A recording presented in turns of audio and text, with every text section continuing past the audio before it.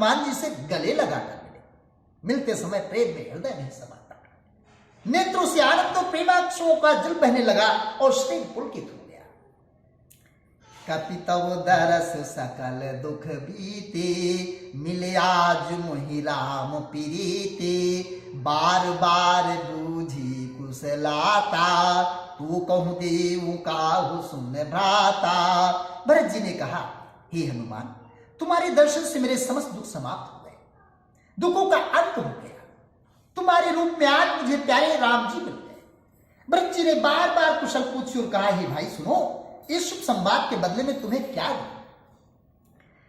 एहि संदेश सरिस जग माही, कर विचार देखूं कछु नाही, नाहिन तात उरिन मई तोही, अब प्रभु चरित सुनावो मोही। इस संदेश के समान इसके बदले में देने लायक पदार्थ जगत में कुछ भी नहीं है।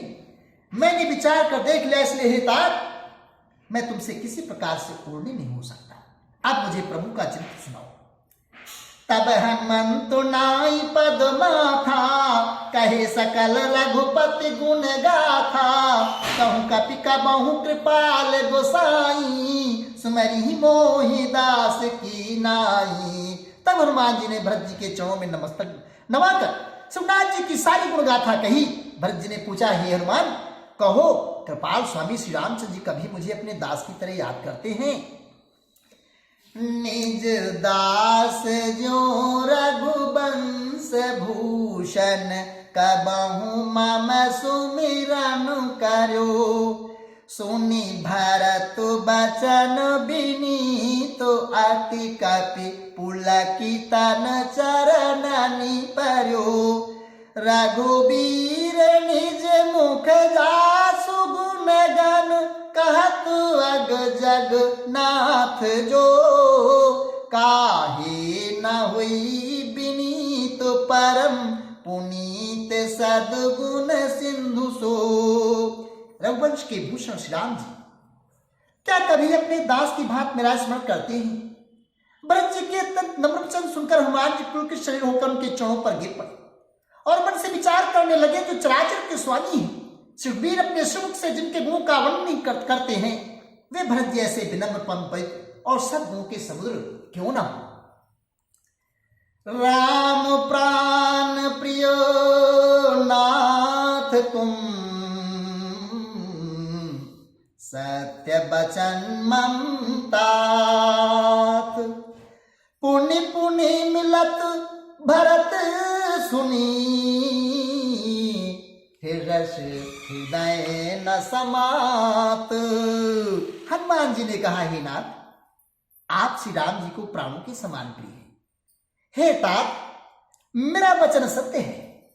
ये सुनकर भरत जी बार बार मिलते हैं, हृदय में हर्ष समाता नहीं है। भरत चरण सिरुनाई, तुरत गयऊ कपि राम पही, कही कुशल सब जाई, हरस चलो प्रभु जान चढ़ी। फिर भरत जी के चरणों में सिर नवाकर हनुमान जी तुरंत राम जी के पास लौट गए और जाकर उन्हें सब कुशल कही। तब प्रभु हर्षित होकर विमान पर चढ़कर चले। हर्षि भरत कौशलपुर आए, समाचार सब गुरहि सुनाए, पुनि मंदिर मह बात जनाई, आवत नगर कुशल रघुराई। इधर भरत जी भी हर्षित होकर अयोध्यापुरी में आए और उन्होंने गुरु जी को सब समाचार सुनाया। फिर राजमहल में खबर जलाई कि शिवनाथ जी कुशल पूर्वक नगर को आ रहे हैं।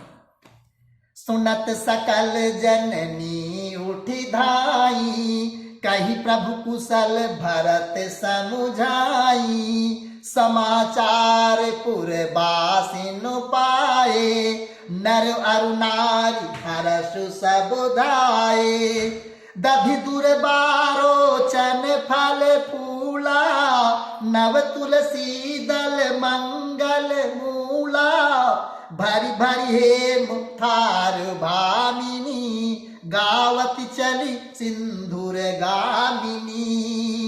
खबर सुनते ही सब माताएं दौड़ उठी भरत जी ने प्रभु की कुशल कहकर सबको समझाया। नगर निवासियों ने समाचार पाया तो स्त्री पुरुष सभी हर्षित होकर दौड़ पड़े।